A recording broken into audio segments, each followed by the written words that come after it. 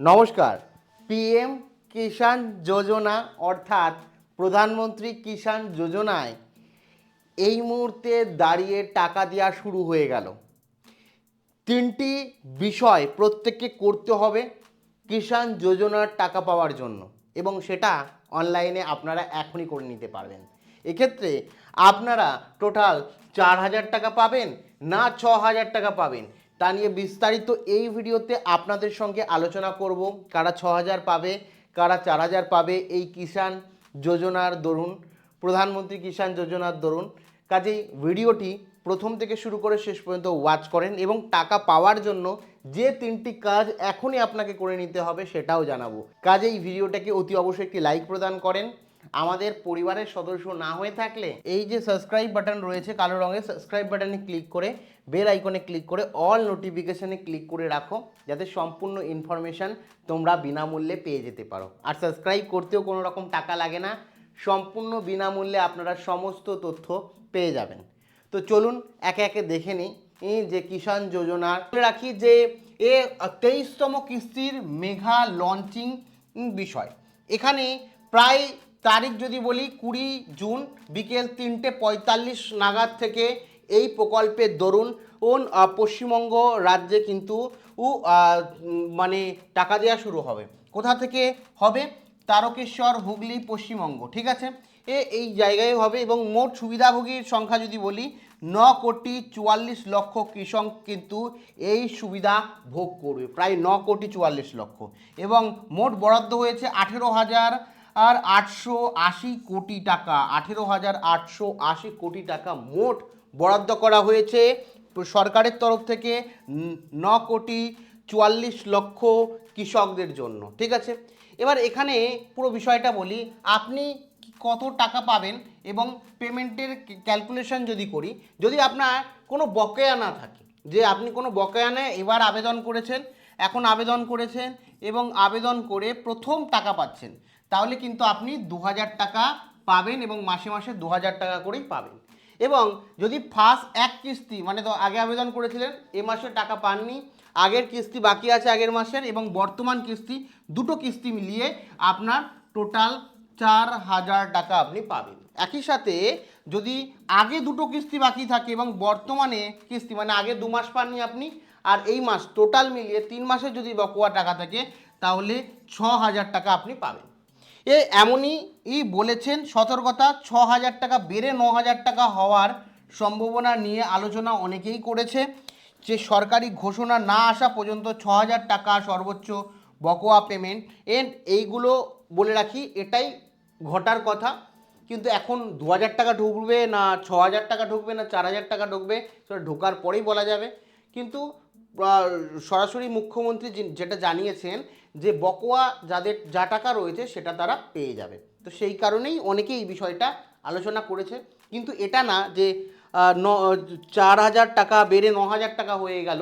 এই সমস্ত যে তথ্যগুলো রয়েছে সেটা হোক আগে, তারপরে আমরা আলোচনা করব, ঠিক আছে।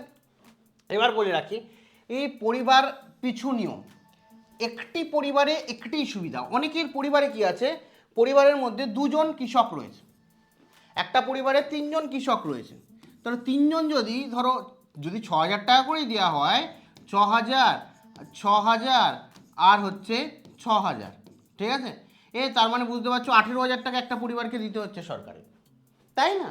তো এটা যদি দেখা গেল 4জন কৃষক পরিবারে 4জন কৃষককেই দিতে হচ্ছে। সেই কারণে সরকার বলছে, বা নতুন সরকার বলছে, যে এই পিএম কিষাণ যোজনার দরুন এক পরিবারের একজন ব্যক্তিকে এই টাকা দেওয়া হবে। যদি পরিবারে 3জন 4জন কৃষক থাকে, তাও তাদের মধ্যে যে কোনো একজন কিন্তু এই সুবিধা পাবেন, পরিবারের সবাই পাবেন না। এখানে কি বলছে একটু শুনে রাখি, যে একক সুবিধা, একই পরিবারের একাধিক কৃষক, যেমন পিতা পুত্র আলাদা আলাদা জমির মালিক হলেও সুবিধা পাবেন না, মাত্র পাবেন একজনই, একজন পরিবারের একজনই এই সুবিধা পেয়ে যাবেন। দ্বিতীয় হচ্ছে রেশন কার্ড যাচাই। রেশন কার্ডের মাধ্যমে পরিবারের তথ্য যাচাই করা হবে। রেশন কার্ডের মাধ্যমে যে পরিবারে কতজন আছে তার তথ্য যাচাই করা হবে।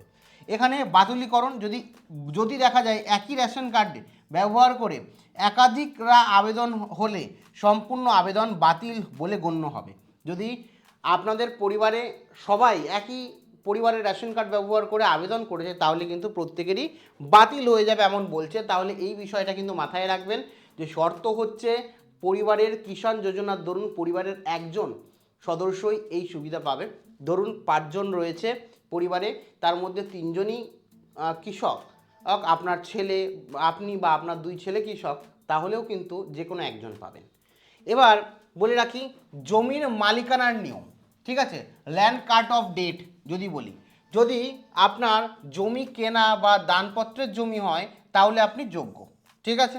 আর যদি 1 ফেব্রুয়ারি 2019-এর আগে কিন্তু আপনার জমি থাকতে হবে, আপনার জমির দানপত্রর প্রমাণ সেটাও 2019-এর আগে থাকতে হবে, যোগ্য বা এলিজিবিলিটি 19-এর আগে থাকলেই হবে।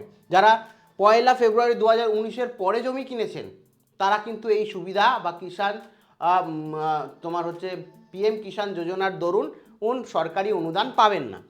যদি নতুন জমি কেনা হয়, যেটা বললাম, বর্তমানে আবেদন আপনারা যোগ্য নয়, আপনাদের জন্য হয়তো পরে আবেদন শুরু হতে পারে। যারা 2019-এর আগে জমি কিনেছেন তারাই কিন্তু আবেদন যোগ্য। ওয়ারিয়েশন সূত্র ছাড়পত্র, পূর্বপুরুষের থেকে পাওয়া ওয়ারিয়েশন জমি যদি এই তারিখের আগে বা পরে হয় তাহলেই আগে বা পরে হলে যে কোনো সময়ে পেলেই তার যোগ্য। মানে ধরুন আপনার বাবার জমি রয়েছে 2015 সালে, ঠিক আছে, 2015 সালে, কিন্তু বর্তমানে এ ওয়ারিয়েশন সার্টিফিকেট নিয়ে আপনি জমির মালিক, আপনার বাবার ছেলে, আপনি জমির মালিক, সেক্ষেত্রে আপনি জমির মালিকানা পেয়েছেন 2020 সালে, তো সেক্ষেত্রে আপনি যোগ্য বলা হচ্ছে যে আপনি তাহলে যোগ্য, যেহেতু জমিটা আগে ছিল, জাস্ট নাম ট্রান্সফার হয়েছে বাবা থেকে আপনার ওয়ারিয়েশন সার্টিফিকেট নিয়ে, সেক্ষেত্রে আপনি যোগ্য, আপনার কোনো অসুবিধা হবে না। কিন্তু জমি কি কেনাটা সেটা কিন্তু 1 ফেব্রুয়ারি 2019-এর আগে হতে হবে। এবার বলে রাখি যে এই সুবিধা কারা কারা পাবেন না বা অযোগ্য তালিকার মধ্যে থাকবেন, প্রত্যেকে এই পিএম কৃষক যোজনার টাকা পাচ্ছেন না। কারা পাবেন না, সরকার কি বলছে যে সরকারি জীবী বা বেতনভুক্ত রাজনৈতিক কর্মী যদি হয়ে থাকেন, যদি আপনি সরকারি মানে চাকরি করেন তাহলে আপনি পাবেন না।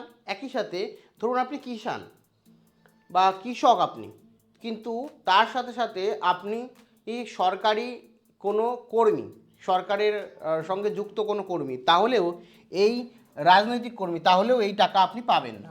তারপরে প্রতিষ্ঠিত পেশাদার, যেমন ডাক্তার, ইঞ্জিনিয়ার, আইনজীবী বা সিএ, যদি আপনি কোনো প্রতিষ্ঠিত বিজনেসম্যান হয়ে থাকেন, মোটামুটি বিজনেস করে থাকেন, যেখানে আপনি ডাক্তার, ইঞ্জিনিয়ার কিংবা আইনজীবী কিংবা সিএ, তাহলে কিন্তু আপনি এই টাকা পাবেন না। আপনাদের মধ্যে যারা আয়কর দেন, মানে ইনকাম ট্যাক্স দেন, আপনাদের মধ্যে যারা আবেদন করছেন তারা যদি ইনকাম ট্যাক্স দেন, মানে ইনকাম ট্যাক্স পেয়ার হয়ে থাকেন, আইটিআর ফাইল করেন, তাহলে কিন্তু আপনারা এই টাকা পাবেন না। এবার এখানে একটু বলে রাখি, আইটিআর ফাইল অনেকেই ধরুন আইটিআর স্ল্যাবের মধ্যে আসেন না, তাও আইটিআর ফাইল করেন অনেক সময় টিডিএস রিটার্ন নেওয়ার জন্য, তাদের ক্ষেত্রে এই নিয়ম প্রযোজ্য না। যারা অ্যাকচুয়ালি ইনকাম ট্যাক্স দেন, আপনার ইনকাম ট্যাক্সের ওপরে স্ল্যাব হয় এবং আপনি সরকারকে প্রতি বছর আইটিআর ফাইল করে কিছু না কিছু ট্যাক্স দেন, তারা এই মানে পিএম কৃষক যোজনার আয়তায় আসবে না। দ্বিতীয় হচ্ছে মাসিক 10,000 টাকার বেশি পেনশনভোগী, যারা পেনশন পায়, ধরুন 10,000 টাকার বেশি পেনশন পায়, যারা 10,000 টাকার বেশি পেনশন পায় তারাও কিন্তু এই টাকা পাবে না। তারপরে প্রাতিষ্ঠানিক জমির মালিক বা কোম্পানি ট্র্যাক, যদি কোনো মানে প্রতিষ্ঠানের জমির মালিক হয়ে থাকেন, কোনো বিজনেস পেয়ের জমির মালিক হয়ে থাকেন, কিংবা ট্র্যাক আপনার ট্রাক্টর রয়েছে তার মালিক হয়ে থাকেন, তাহলেও আপনি পাবেন না। তারপরে বর্গাদার বা লিস্ট চাষি প্রকৃতপক্ষে মালিক না হলে সেটাও পাবে না। কোনো ধরুন লিজে নিয়ে আপনি কাজ করছেন, কোনো একটা জমি লিজে নিয়ে আপনি করছেন, তাও কিন্তু আপনি এই টাকা পাবেন না। এটা এই বিষয়, এই 6টি বিষয় যদি আপনার না থাকে আপনি যদি সরকারি চাকরি আলা না হন, আপনার যদি রাজনৈতিক কোনো সম্পর্ক না থাকে, আপনার যদি ডাক্তার, ইঞ্জিনিয়ার, আইনজীবী বা সিএ না হন, আপনি যদি ইনকাম ট্যাক্স না পেন করেন, আপনার যদি পেনশন 10,000 টাকার বেশি না হয়, আপনি যদি কোনো মানে প্রতিষ্ঠানের মালিক কিংবা আপনি যদি আপনার নিজস্ব ট্র্যাক্টরের মালিক না হয়ে থাকেন বা ট্রাকের মালিক না হয়ে থাকেন এবং জমি লিজে নিয়ে চাষ না করেন, নিজের জমি হয়ে থাকে নিজের জমি না হয়ে থাকে, তাহলে আপনি পাবেন না। ঠিক আছে, এবার বলে রাখি টাকা পাওয়ার 3টি গোল্ডেন শর্ত। প্রথম হচ্ছে আপনাকে ইকিউআইসি করতে হবে। আমি বলছি কিভাবে করবেন। আপনার জীবন আছে তার প্রমাণের জন্য ও বায়োমেট্রিক সম্পন্ন বাধ্যতামূলক ইকিউআইসি। অনেকেই ধরুন কিষাণ যোজনার দরুন টাকা পাচ্ছিলেন, কিন্তু সেই সময় তিনি হয়তো এই মুহূর্তে নেই, তার সত্ত্বেও টাকা দেওয়া হচ্ছিল আগে। সেই কারণে এখন ইকেওয়াইসি কিন্তু বাধ্যতামূলক করেছে, যেখানে আপনার আঙুলের ছাপ দিয়ে বায়োমেট্রিক করতে হবে যে আপনি বর্তমানে রয়েছেন। একই সাথে ডিবিডি লিঙ্ক, আপনার আধারের সাথে ব্যাংক অ্যাকাউন্টের আপনার হচ্ছে ব্যাংক অ্যাকাউন্টের যুক্ত করতে হবে, যেখানে আপনার ডাইরেক্ট ব্যাংক ট্রান্সফারের মাধ্যমে আধার কার্ডের সাথে যুক্ত ব্যাংক অ্যাকাউন্টে আপনার সরকারি অনুদান পিএম কৃষক যোজনার দরুন ঢুকে যাবে। এবার আধার আপডেটও আপনি করে নেবেন, যে আপনার আধার কার্ড যদি 10 বছরের বেশি পুরনো হয় তাহলে অবশ্যই আধার কার্ডকে কিন্তু আপডেট করে নেবেন। আধার আপডেট কিন্তু এই মুহূর্তে ইম্পর্টেন্ট। ঠিক আছে, বিশেষ করে অ্যাড্রেস ভেরিফিকেশনও করছে, সেটা করে নেবেন।